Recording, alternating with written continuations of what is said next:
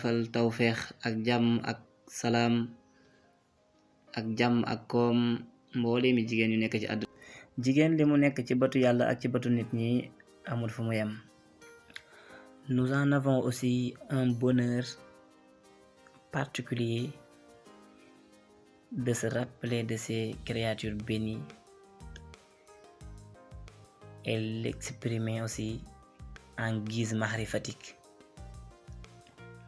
Yàlla borom bi subhanahu wa taala jël na it suraat ci téere bu mag bii di alquraanul karim jagleel ko ki nga xamante ne ni mooy jigéen, mooy suratu nisaay nga xam ne bari na ni nit ki di tënkee dundam ak ay relation ak mbir yu bari yoo xam ne tënk na ko ci biir loolu.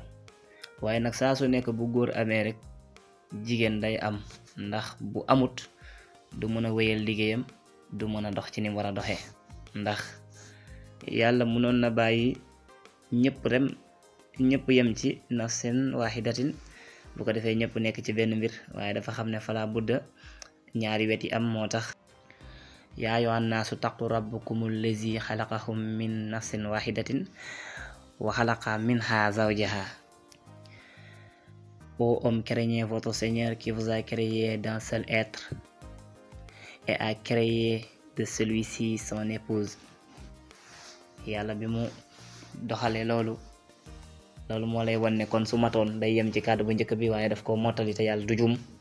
bu ko defee kon nit ki war na xam ne ku am valeur la ci société bi góor ñi di xare ci jamono yonent yàlla Muhammad alayhi salaatu wasalaam, kenn ku nekk gis nañ ni jigéen yu tedd yu sell yi doxalee njàmbaar ak fit ak dogu ak téye ak bëgg ci diine ji ba mu agsi fii mu agsi tey.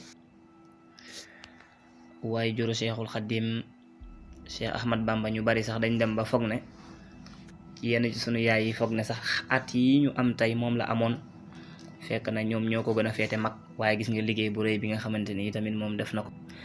ak wayjuru képp koo xam ne wax na ashhadu an laa ilaaha illallah, waaye wayjuru képp koo xamante ni day toog fitam tiit mu xalaat yàlla, xalaat boromam, te mënoon a nekk leneen, dem doxi ci leneen, dugg ci yeneen ngëm-ngëm ak ci yenn pratique ak ci yeneen mbir, waaye mu toog xel mi di daj yàlla, di daj laa ilaaha illallah bi nga xam ne moo taxoon yonent bi di xeex.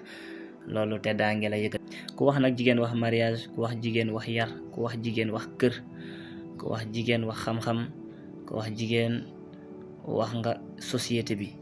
la moo tax wax nga société bi ndax lépp loo xam ne nii tamit xam-xam la bu jëm ci yar, bari nañ ci loo xamante ne ñoom ñu ngi koy doxal. ndax nit ki soo xëyee uti rek am na koo fi bàyyi ku lay doxalal xam-xam ak yar ci biir kër gi, li ci des yow nga moo tax. te jigéen nag ku yaatu xol la, li mën góor mënu ko. mën na xool jëkkëram mu génn di dem ci beneen jigéen mu muñal ko, waaye góor mënul xool jigéen mu bàyyi ko ci néeg, bàyyi ko ci kër, génn ci beneen góor la jëm te nga xam ko, loolu sa xol atanut ko. loolu ñoom ñoo la koy ëpp. jigéen mën na xëy raxasandoo, fóotandoo, boole kook togg, boole kook yar doom ak nampal doom ak def lépp. waaye tey buñ ko di joxoon charge yu nit rek, charge yu góor rek, bu boobaa mu compliqué ci moom. yàlla mayu leen doole doole kàttanu jëmm de, waaye seen doole ci seen cër la nekk. waaye tamit nag bu leen kenn jaay doole, bu leen kenn métital. lislaam tere bu dóor de, waaye ku ko mën a muñal. waaye bu kenn dóore nag. bari leen ci ñoom njéggal ak masla. jërëjëf.